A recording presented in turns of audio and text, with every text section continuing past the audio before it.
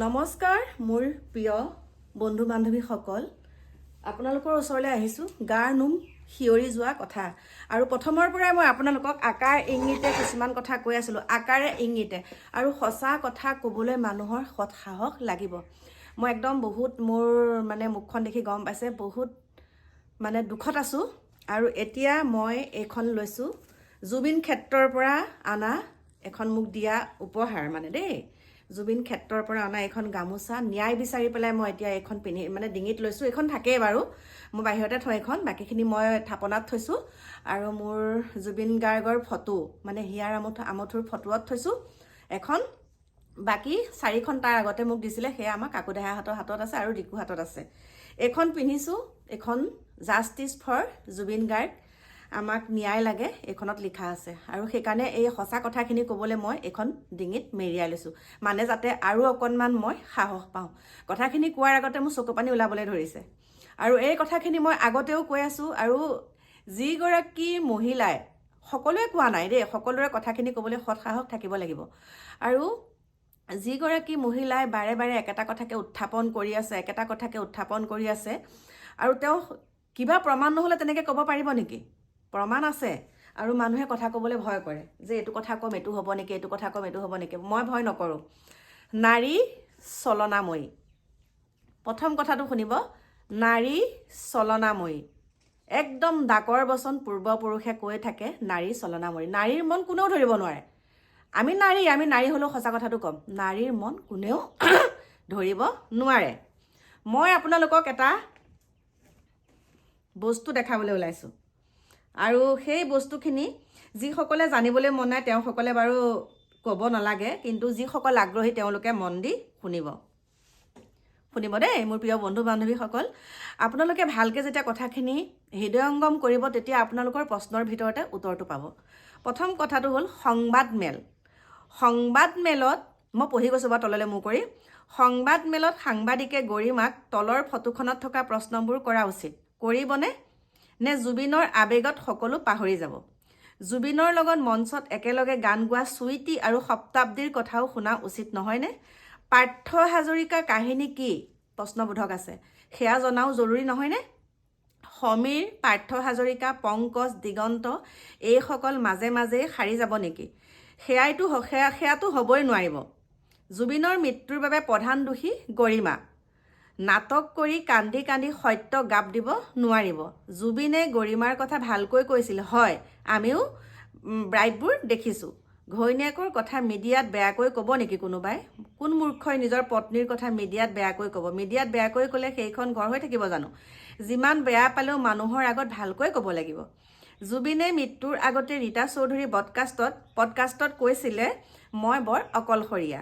সেই সাৰ কথাতেই সোমাই আছে গৰিমা আৰু জুবিনৰ আচল কাহিনীটো।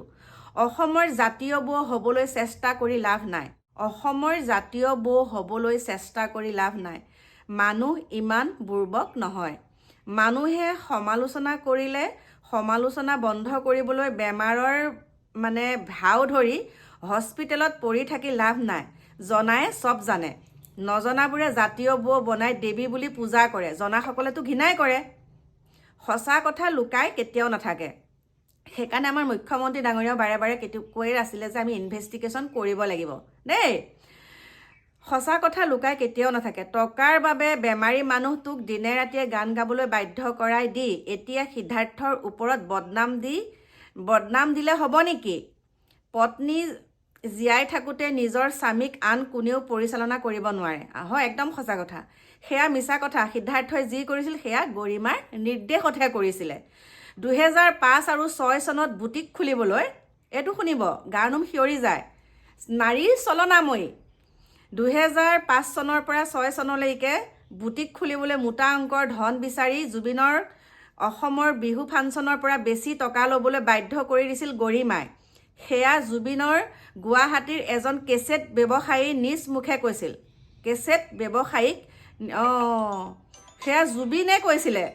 সেয়া জুবিনে গুৱাহাটীৰ এজন কেছেট ব্যৱসায়ীক নিজ মুখে কৈছিলে। তেতিয়া জুবিনৰ গুৱাহাটীৰ ৰুক্মিণী গাঁৱৰ ভাড়াঘৰত আছিলে। সেয়া জুবিনৰ ভাড়াঘৰত আছিল। তেতিয়া মানে সেই গুৱাহাটীৰ এজন কেছেট ব্যৱসায়ীক নিজ মুখে কৈছিল জুবিনে, আৰু তেতিয়া জুবিনহঁত গুৱাহাটীৰ ৰুক্মিণী গাঁৱত ভাড়াঘৰত আছিলে।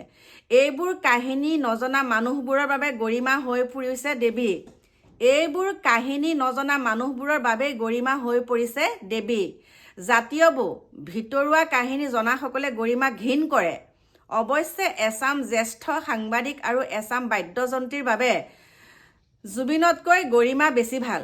তাৰ কাৰণ আছে, সময়ত কম। আটাইতকৈ ৰহস্যময় প্ৰশ্নটো হ'ল, গৰিমাই 10 দিনত ন্যায় বিচাৰি জুবিনৰ কেছটো লৰালৰিকৈ টাপি টুপি সামৰি থোৱাৰ বাবে মতবাদ সৃষ্টি কৰিছিল কিয়? বা এইটো ডাঙৰ কথা। গৰিমাই 10 দিনত ন্যায় বিচাৰি জুবিনৰ কেছটো লৰালৰিকৈ টাপি টুপি সামৰি থোৱাৰ বাবে মতবাদ সৃষ্টি কৰিছিল কিয়? ইমান এটা ডাঙৰ কেছৰ ন্যায় 10 দিনতে কিয় লগা হৈছিল গৰিমাক? তাৰ মানে 10 দিনত দহাপাতি নিৰপৰাধীক জেলত ৰাখি নিজে দেৱী হৈ জাতীয় বৌ হৈ জুবিনৰ টেগটো গাত লগাই জীৱন উপভোগ কৰাৰ বাসনা। বা মুঠৰ ওপৰত গৰিমাৰ ওচৰত জোৰদাৰ তদন্ত লাগিবই। অন্যথা জুবিনৰ ন্যায় বিচৰা কথাটো একেবাৰে মিছা হ'ব। চোৰে চোৰ বিচাৰি দৌৰি থকাৰ দৰে হ'ব কথাবোৰ। আৰু স্পষ্টকে তেওঁ লিখিছে। গতিকে মোৰ প্ৰিয় বন্ধু বান্ধৱীসকল, এই কথাখিনি একদম কি বুলি ক'ম, আছে তেনেকুৱা 2-এগৰাকীয়ে সঁচা কথা কৈ আছে। প্ৰথমৰ পৰাই আমাৰ হিয়া ৰামথুৰ পত্নীৰ ওপৰত আঙুলি টোৱাই আছে। আমি কওঁ দেই, আমি এটা কথাই ভাবিছোঁ, ইমানখিনি হ'বলৈ কেনেকৈ পালে? আজি মোৰ মানুহজন ক'ত যায়, মোৰ মানুহজনে কি খাইছে, মানুহজনে ক'ত গৈছে, কাৰ লগত গৈছে, সেইখিনি এগৰাকী পত্নীৰ দায়িত্ব। যিমানেই স্বামীজনৰ কথা নুশুনক কিয়, সেইখিনি কিন্তু পত্নীগৰাকীক সেইখিনি কণ্ট্ৰল কৰিব পাৰে, যদিহে পত্নীগৰাকীৰ স্থিতিটো ঠিক হৈ থাকে। গতিকে বাকী ইনভেষ্টিগেশ্যনত গম পাম। আৰু কি বুলি ক'ম, বুজি পাইছেনে আপোনালোকে? কিবা এটাতো দাগ মে কুছ কালা হে, কিবা এটাতো নিশ্চয় আছে। গতিকে কি আছে সেইটো ভগৱানেই উলিয়াব। আমি যিমানেই বেমাৰৰ ভাও নধৰোঁ কিয়, ভগৱানে এইখিনি কৰাই আছে। কাৰণ সত্যটো ওলাব লাগিব যে। আৰু এইখন গাত লৈছোঁ, এইখনৰ শক্তি পাইছোঁ। এইখন লোৱাৰ কাৰণে এইখন মোক আমাৰ হিয়া ৰামথুৱে লৈ পেলাই মোক কথাখিনি ক'ব দিছে দেই। সেইকাৰণে কৈছোঁ, এয়া চাওক, ডিঙিত লৈছোঁ, অন্তৰত একদম একুৰা জুই জ্বলি আছে। গতিকে প্ৰিয় বন্ধু বান্ধৱীসকল, আপোনালোকে কথাখিনি মন দি শুনিব। মানে নাৰী চলনাময়ী, আমি বহুত ভুল যাওঁ কিছুমান কথাত, আৰু কিছুমান নিজৰ কাণ্ড কাৰখানাই কিছুমান কথা ধৰা পেলাই দিয়ে। বাকী একো নকওঁ, বুজাসকলে বুজিব, নুবুজাসকলে ওপৰে ওপৰে কিবা কিবি ক'ব।